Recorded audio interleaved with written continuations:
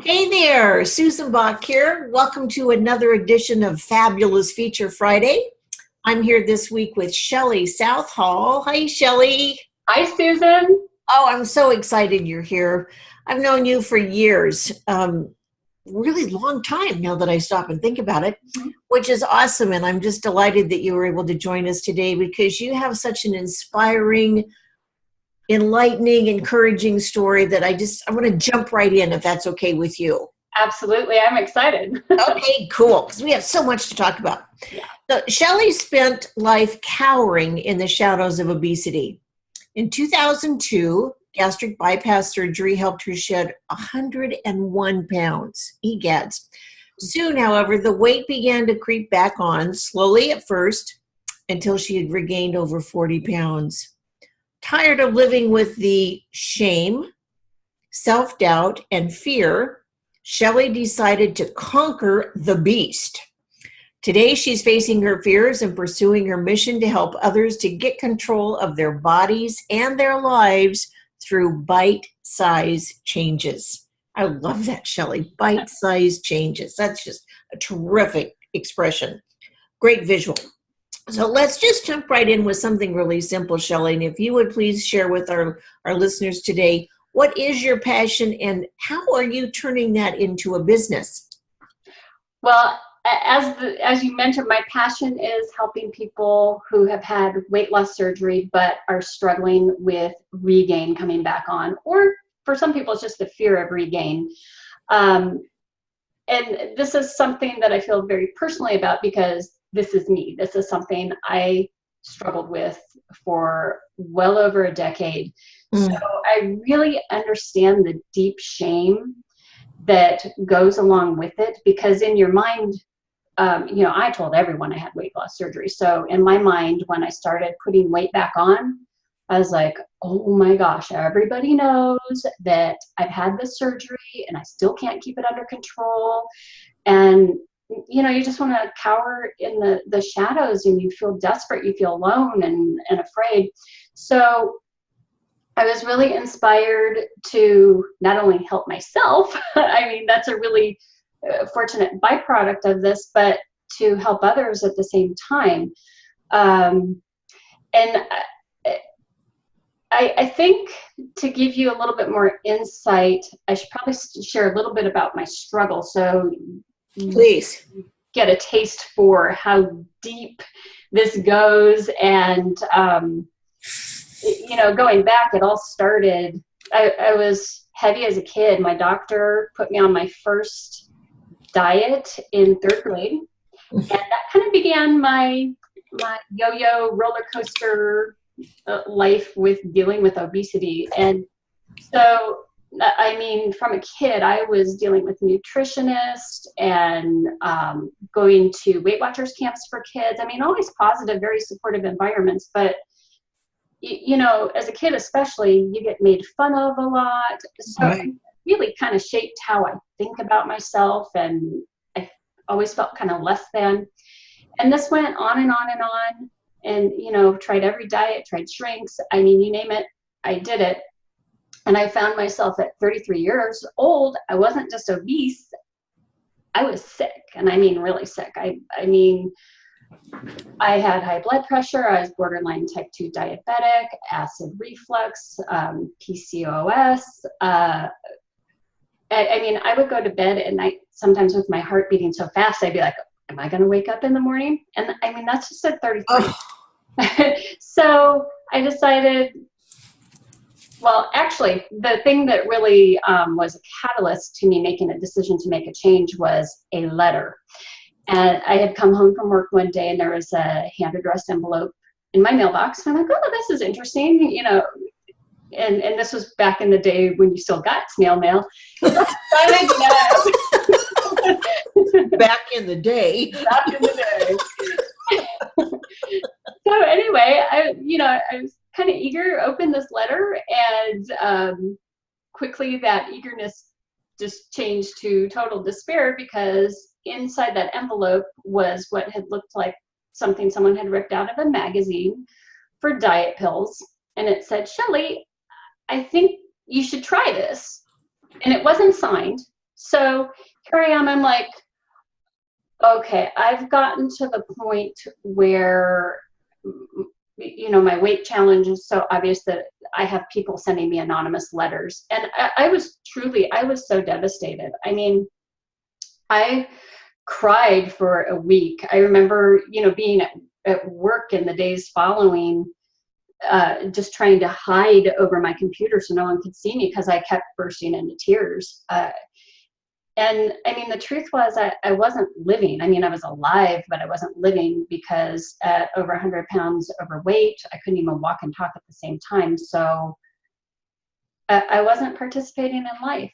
So I now know that letter was an advertisement, a marketing tactic used, but it was so new that I didn't know it was that back then. I thought someone truly sent me that letter. And, but anyway, today I look at it as a positive thing because I was like, okay, something's got to change.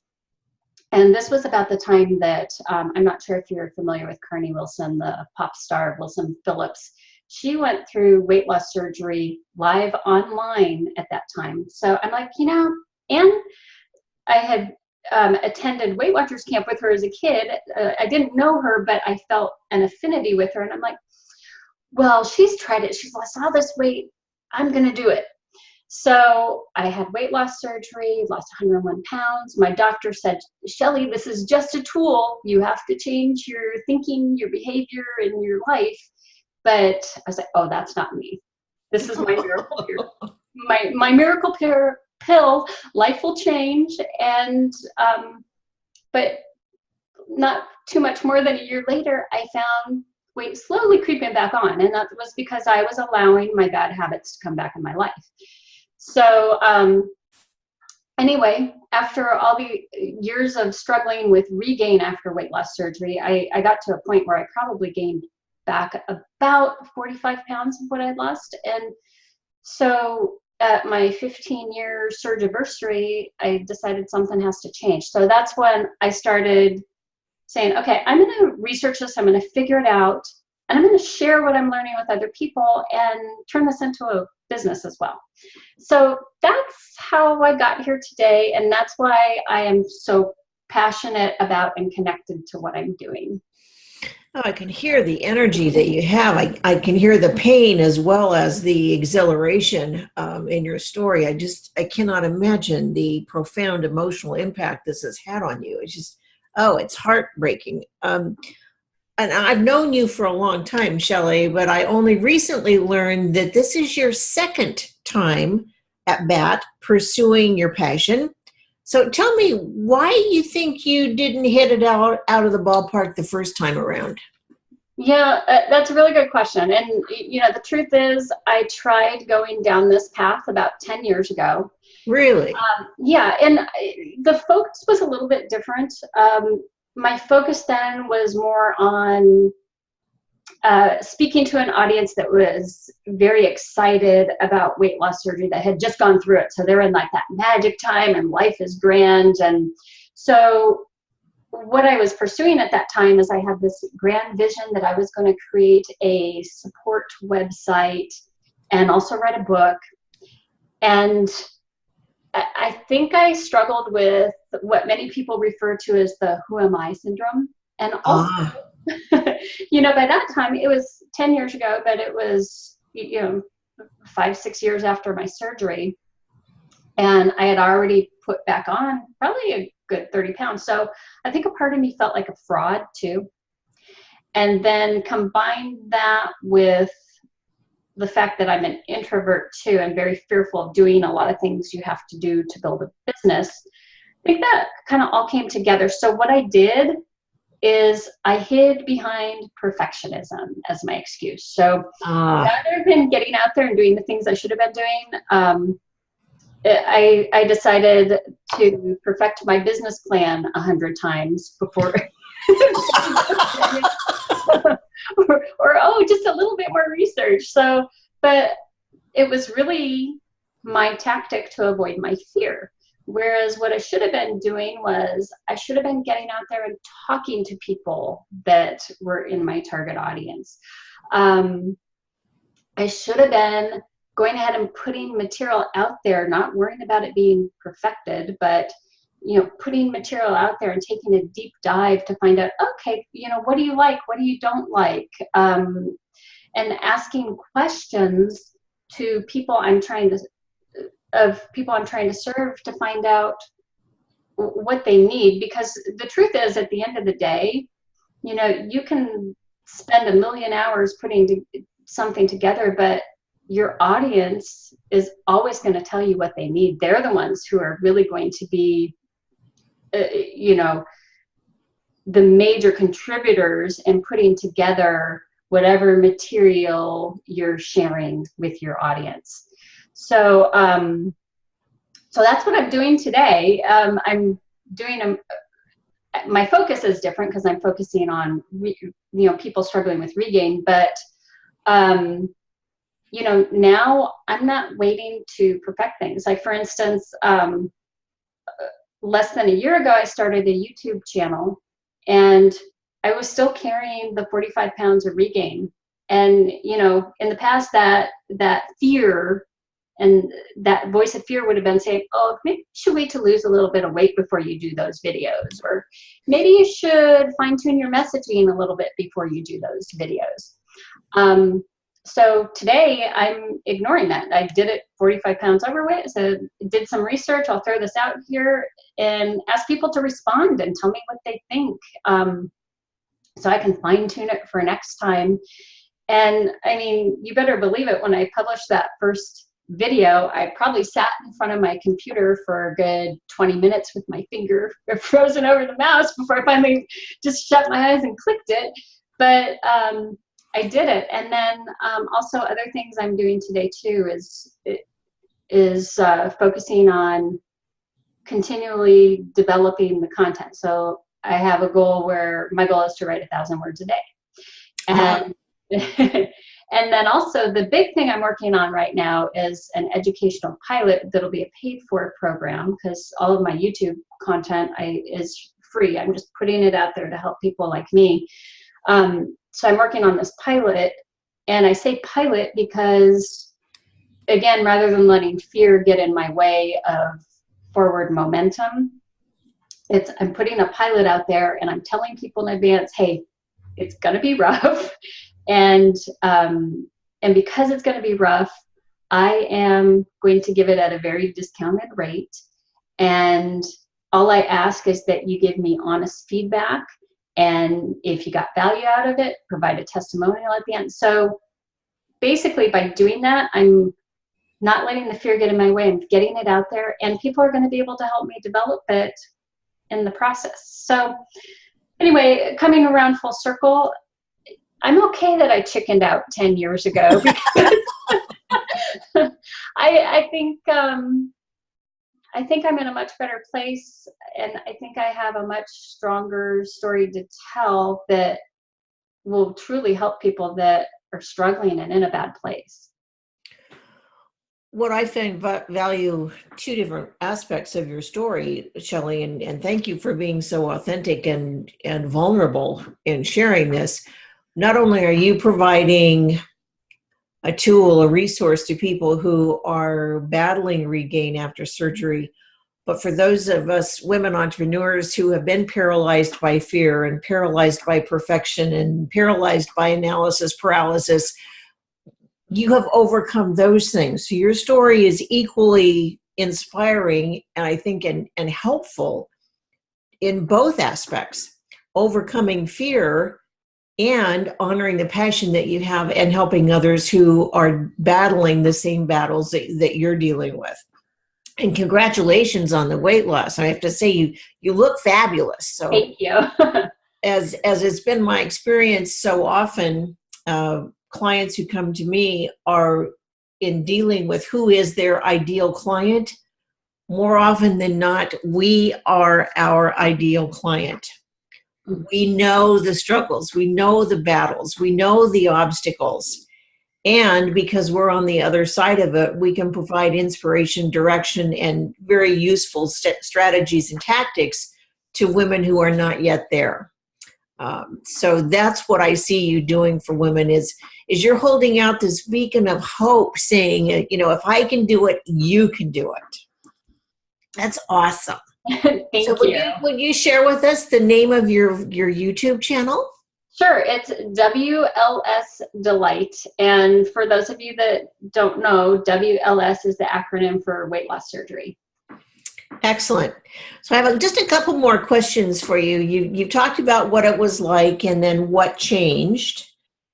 So as you're making videos today, what's different with you?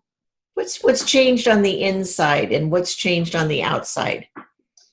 I think the biggest thing that changed and the thing that gave me the courage to move forward and do the videos and create the course was I could really hear that clock ticking, because it was shortly after my 48th birthday that I decided to make a change.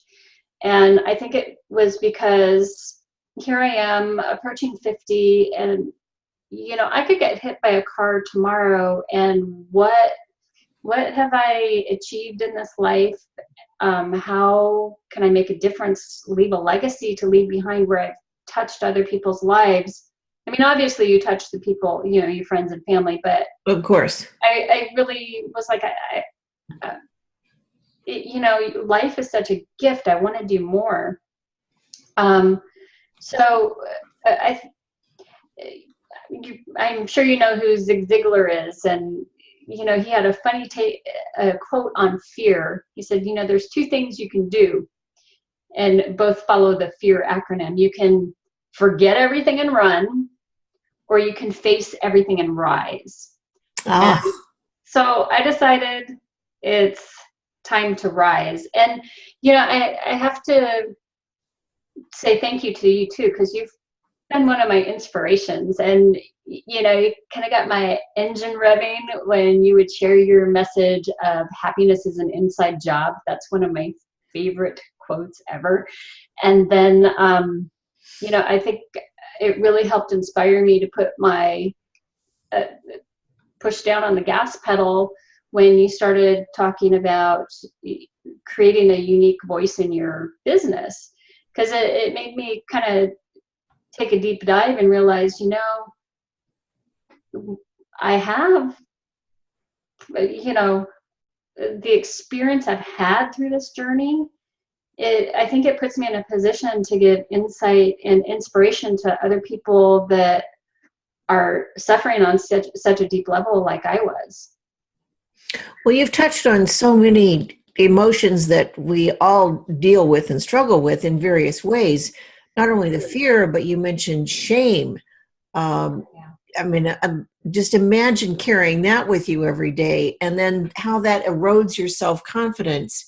And then to me, I would think that would even impact your decision-making and what you would choose to engage in and then withdraw from. So when you said that you were alive but not living, oh my gosh, that so resonated with me, because we do that.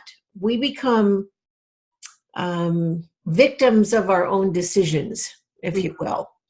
And to see that you have broken free from that, you have risen. You have risen above. You're on the rise. How's that? That's a great story about Zig Ziglar. I had not heard that particular quote, but it definitely is impactful and meaningful for anyone who is struggling with a behavior that is not, what's the word I want, is not alignment with how they want to be seen or how they want to be experienced.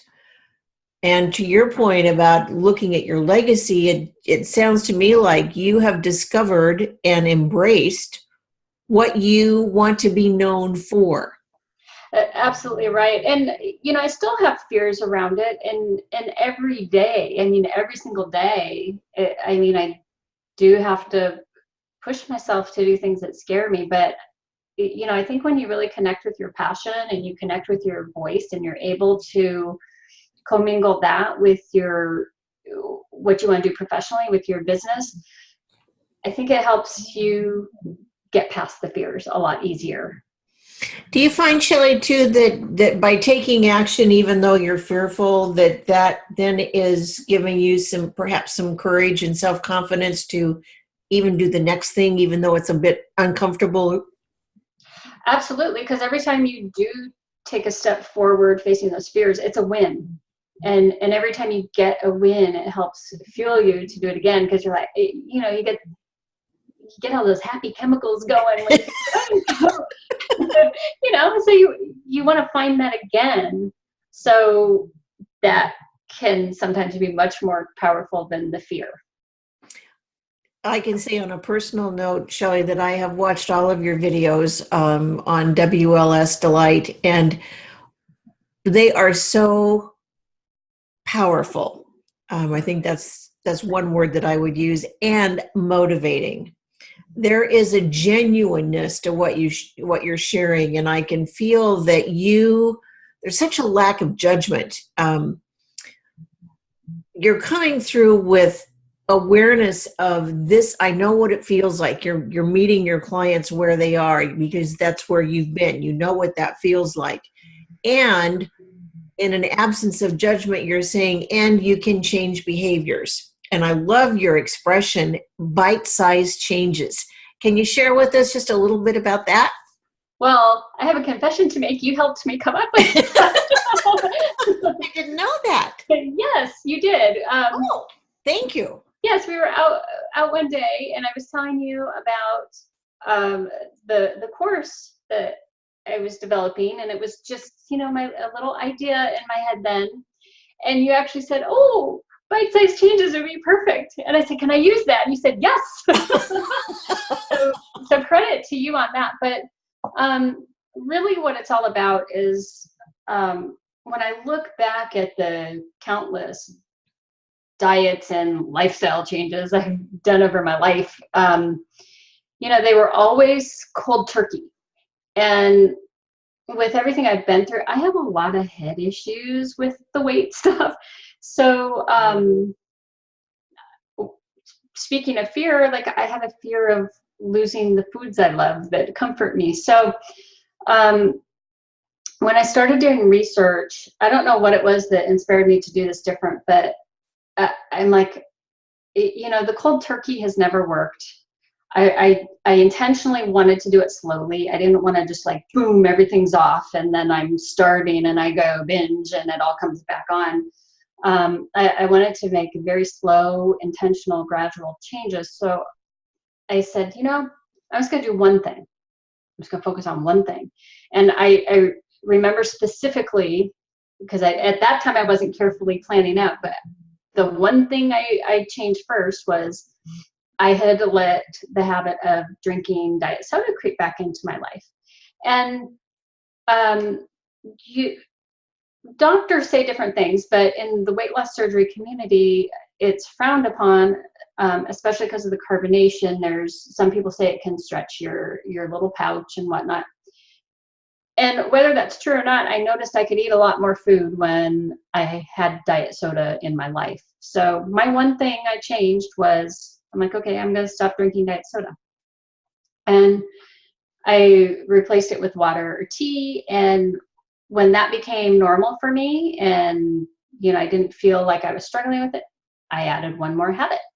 It was, you know, every time I go to the gym, I'm going to walk up the 3 flights of stairs in the parking garage. And so each time as I would get one, what we refer to them now as bite-sized change under control, I'd add another. So all of a sudden, over time, you have all these positive habits stack up, and it's like, boom, your lifestyle has changed. You don't feel deprived. You're not depriving yourself. And it's an amazing feeling of empowerment and control that comes over your life. And I still have feelings creep back in, like, oh, is this some sort of joke the universe is playing on me and it's going to all come back on? But I feel in control in a way that I never have. It shows. I Thank can feel that. Yeah, see, you're doing it. That you now have the results to say that it's working. Yeah. I was just reading an article recently, or maybe it was a webinar I was watching, and they were talking about why goals and affirmations don't work. And I thought, well, what do you mean affirmations don't work or goals? And the message, the bottom line was that if you don't believe that you can achieve the goal, if you don't believe in the affirmation that you're saying, regardless if you say it 10 times a day or 100 times a day, if you don't believe it, it's not going to be achievable. Mm-hmm. So the believing, this inside job, is really where it starts, is when you believe you can do it, then you can set the goal and achieve it, or say the affirmation, because then it's in alignment with your beliefs and your values. So with your bite-sized changes, you now have data to say, I can make a bite-sized change and sustain it. Yeah. So each time you're doing it, you're just reinforcing your belief that, yes, I can. Mm-hmm. Yes, I can make this change, which is huge. Yeah. This is just, I could talk for hours about this, but I have to watch the clock here. So I do have one more question for you, Shelly, that I I think would be very, gosh, I'm getting choked up here.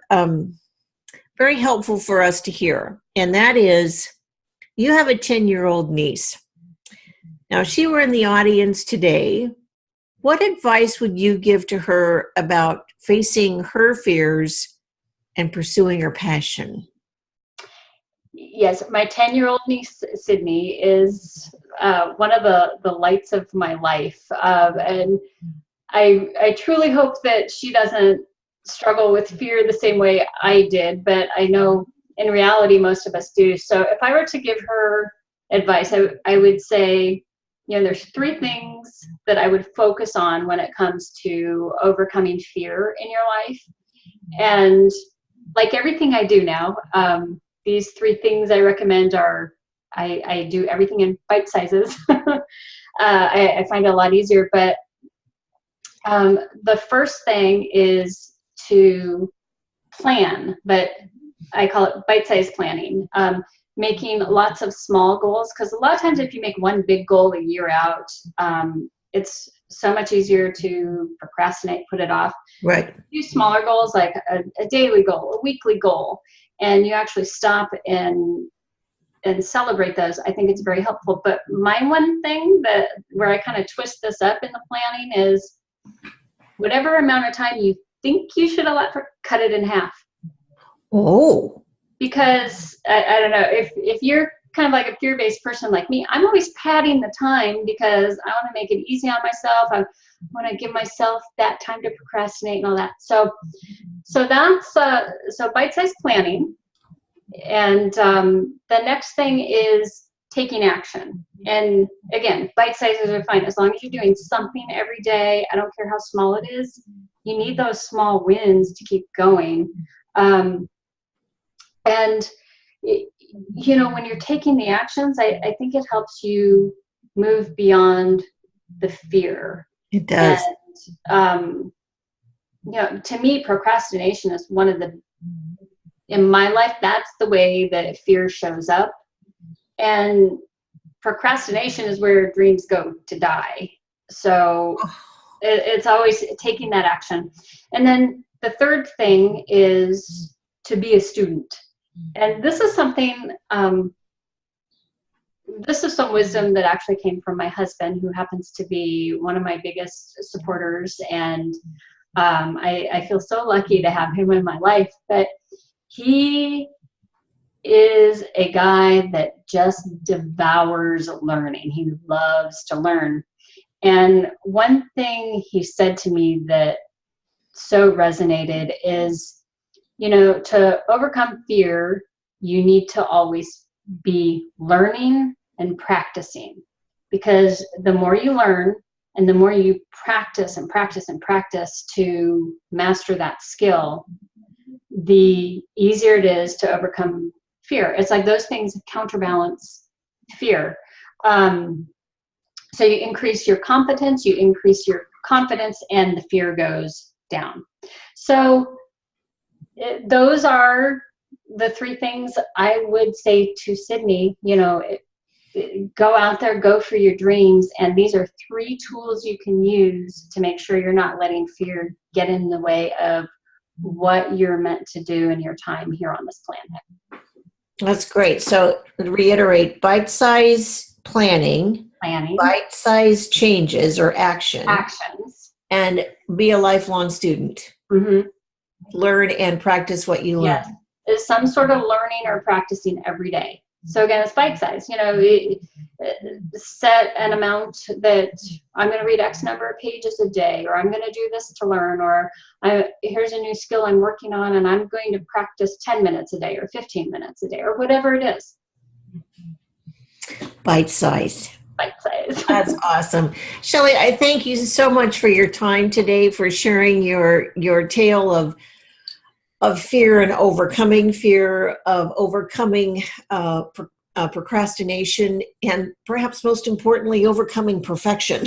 Yeah.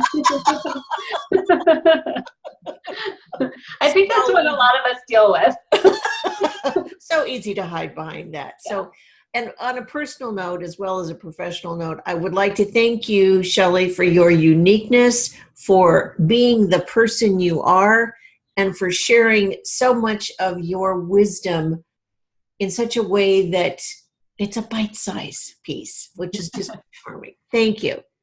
Thank you, Susan. Best to everyone. Have a wonderful weekend, and we'll see you back here next week. Bye for now.